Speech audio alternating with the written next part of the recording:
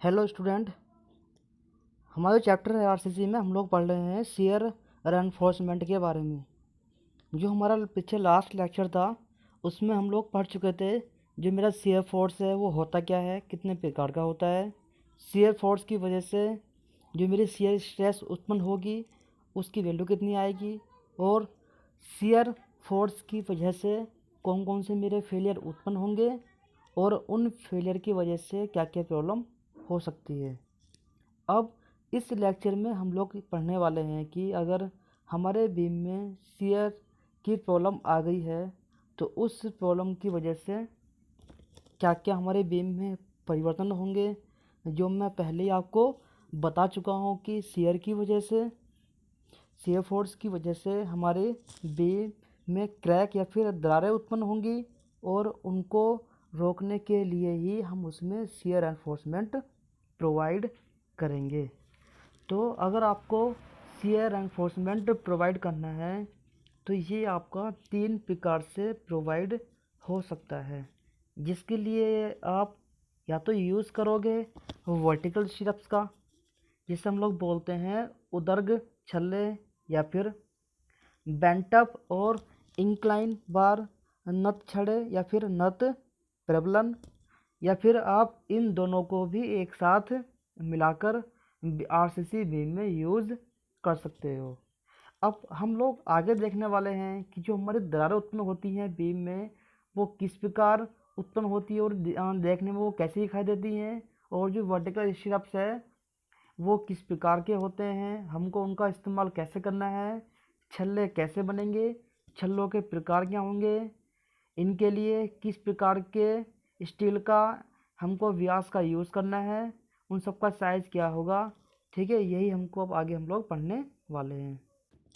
हम लोग पहले ही पढ़ चुके हैं कि डायगोनल टेंशन फेलियर या फिर डायगोनल कंप्रेशन फेलियर उत्पन्न होगा शियर फोर्स या फिर शियर स्ट्रेस की वजह से।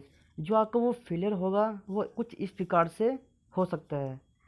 इसे दिए गए खंड में कुछ दरारें पड़ी हुई है, देखो, जो इस प्रकार से मेरी वो काम कर रही है। ठीक है, और यही दरारें अगर हमारे बीम में उत्पन्न होंगी तो उस केस में होगा ये जो मेरा आरसीसी बीम है वो फेल हो जाएगा। अब हमको देखना है कि इसके अलावा और कितने प्रकार की दरारें उत्पन्न हो सकती हैं। जैसा देखो ये सामने डायग्राम में दिखाया गया है। जो आपका ये वाला फिलर है इसमें जो मेरी दरार उत्पन्न है वो 90 एंगल पर है। यहाँ पर जो दरार है इसका एंगल कुछ और है। यहाँ पर भी जो है दरार दिखाई गई हैं जिसका एंगल मेरा लाई कर रहा है 0 डिग्री से 90 डिग्री के बीच में। तो ये कुछ उत्पन्न दरारें हैं जो आपके आरसीसी बीम में पड़ी हुई हैं, और हमें इन्हीं दरारों को रोकना है और इनको ही हमें कम करना है। इनको कम करने के लिए ही हमें शियर रेनफोर्समेंट प्रोवाइड करना होता है, जिसके लिए हम यूज़ करते हैं स्टिरप्स का, जिसे बोलते हैं हम लोग वर्टिकल स्टिरप्स या फिर उदर्ग छल्ले। जैसा यहाँ सामने एक डायग्राम दिखाया गया है, ये कोई मेरा एक बीम का क्रॉस सेक्शन है। इसमें जो नीचे आपकी जो बार पड़ी हुई है ये आपकी यहाँ पर बार है मेन बार, इसमें आपकी यहाँ पर 3 मेन बार पड़ी हुई हैं, जबकि ऊपर आपकी ये कुछ 2 बार हैं जिसे हम लोग बोलेंगे एंकर बार। अब हमें करना क्या है कि इन्हीं एंकर बार और मेन बार को हम लोग एक छल्ले की सहायता से इनको जोड़ते हैं। मतलब कहने का मेरा ये है कि मेन बार और एंकर बार को अगर हम किसी एक स्टील वायर या फिर एक स्टील बार की वजह से अगर हम इसको जोड़ेंगे तो यही आपका कहलाएगा स्टीरप्स, और यही आपका एक छल्ला बन जाएगा जिसमें आपके यहाँ पर बहुत से प्रकार के स्टीरप्स लगे हुए हैं। दूसरा आपका स्टीरप्स ये हो गया है, इसमें आपका एक स्टीरप्स ये हो गया है। तो ऐसे ही हम इस बीम में कुछ अलग अलग डिस्टेंस पर हम जो है स्टीरप्स लगाएंगे। हमको इसमें अब समझना यह है कि जो इनका स्टीरप्स है इनका व्यास हमको क्या रखना है। इनको बांधने के लिए जो मेरे पास गेज वायर होंगे उनका साइज़ क्या होगा, और जो स्टीरअप्स हैं इनके बीच की स्पेसिंग हम लोग यहाँ पर क्या रखने वाले हैं, या फिर आईएस कोड के अनुसार वो स्पेसिंग हमको कैसे निकालनी होगी और वो कैसे हमको रखनी होगी। आगे जैसे मैं अगर वो कुछ स्टेप्स के बारे में बात करूं, तो यहाँ पर जो है एक मेन प्रॉब्लम ये आ रही है कि छल्लों के बीच की स्पेसिंग क्या रहेगी। तो इसमें ध्यान ये रखना है कि एक छल्ले से दूसरे छल्ले के बीच की डिस्टेंस, यही हमारी कहलाएगी स्पेसिंग, जिसे यहाँ पर हम लोग बोलते हैं SV, स्पेसिंग ऑफ स्टीरअप्स। जैसे इसके अलावा ये भी आपके यहाँ पर स्टीरअप्स की स्पेसिंग है, या फिर ये भी हो सकती है, ये भी हो सकती है, ये भी हो सकती है। तो ये कुछ छल्ले यहाँ पर हमारा जो है, ठीक है, कुछ लोग यहाँ पर बांधने की कोशिश कर रहे हैं, जिनको यहाँ पर हम लोग बोलते हैं वर्टिकल स्टीरअप्स। दिए गए डायग्राम में आपको फिर से एक वर्टिकल स्टीरअप्स दिखाया गया है। इसमें दिखाया गया है कि जो आपका ये स्टेप्स को बांधा हुआ है जिन वायर की सहायता से, इसी को हम लोग बोलते हैं गेज वायर, ठीक है। और उसके अलावा इन स्पेसिंग के जो बीच की डिस्टेंस है वो आपकी ये कहलाएगी, और यही हमको पढ़ना है, और इसी के बारे में डिस्कस आगे हम लोग करेंगे। अब फिर से एक नए डायग्राम में वर्टिकल स्टेप्स के बारे में बताया गया है, लेकिन यहाँ पर एक आपकी एक शियर रेनफोर्समेंट और आ गया है, जिसका यहाँ पर आपका नाम है बेंट अप बार या फिर इंक्लाइंड बार। वो कुछ इस प्रकार की होती है। ऐसे हम करते हैं इसको प्रोवाइड 45 के एंगल पर। जैसे सामने डायग्राम में दिखाया गया है कि हमारे पास एक ये बीच में वर्टिकल बेंट अप बार है, जिसको हमने जो है इस प्रकार बेंट किया हुआ है। समझने की कोशिश करेंगे कि इसमें केवल मेरे पास केवल एक ही बेंट अप बार है, जबकि अगर मैं इसमें वर्टिकल स्टेप्स के बारे में बात करूं तो 1 2 3 4, तो यहाँ आपके पास 4 वर्टिकल स्टेप्स हैं और केवल एक ही बेंट अप बार है।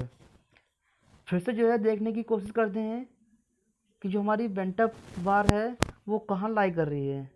तो अगर मैं इस डायग्राम की बात करूँ तो इस डायग्राम के बीच में ये है आपकी बेंट अप बार है। आगे इसको थोड़ा समझने की कोशिश करते हैं और डायग्राम की सहायता से। अब जो सामने आपका ये डायग्राम दिखाया गया है, देखो इसमें भी बेंट अप बार और वर्टिकल स्टेप्स के बारे में भी दिखाया गया है, जहाँ आपके पास अल्फ़ा इनका एंगल है बेंट अप बार का, कि जो बेंट अप बार है हमको कितने एंगल से उसको मोड़ना है या फिर इंक्लाइन करना है। उसके अलावा SV वर्टिकल स्टेप्स के बीच की स्पेसिंग है। अब आगे थोड़ा डिस्कस करते हैं। जो मेरा वर्टिकल स्टेप्स हैं, जो छल्ले बनते हैं वो कई प्रकार के होते हैं, जिन्हें इनका नाम दिया गया है। जैसे आपका single leg, 1 leg steps, 2 leg steps, 4 leg steps, 6 leg steps. तो यही आपको ध्यान रखना है। तो अगर मैं 1 लेग की बात करूं तो इसका हम लोग अधिकतर यूज़ करते हैं टी बीम में या फिर फ्लैंज बीम में। अच्छा, इनको अगर ध्यान रखना हो कि ये जो लेग हमारे वो किस प्रकार से बनते हैं, तो इसमें आपको देखना ये है, ठीक जैसे सपोज़ ये आपकी यहाँ पर कोई 2 छड़े हैं एंकर बार, जबकि यहाँ पर मेरे पास हैं 3 मेन बार है। तो हमको अगर वहाँ 2 लेग स्टेप्स अगर रेडी करना हो तो उसकी स्टार्टिंग ऐसे होती है कि आप यहाँ से इसको शुरू करोगे और एंकर बार और मेन बार को के चारों ओर घुमाने के बाद ही यहाँ पर आपका ये एक 2 लेग स्टेप्स रेडी हो जाएगा। इनको ध्यान रखने के लिए, जैसा अगर मैं इस डायग्राम की बात करूं तो इसमें आपका 1 2 3 4 लेग हैं, जबकि अगर मैं इस डायग्राम की बात करूं तो इसमें आपका 1 लेग 2 लेग 3 4 5 और 6, यह आपके 6 लेग हो गए हैं।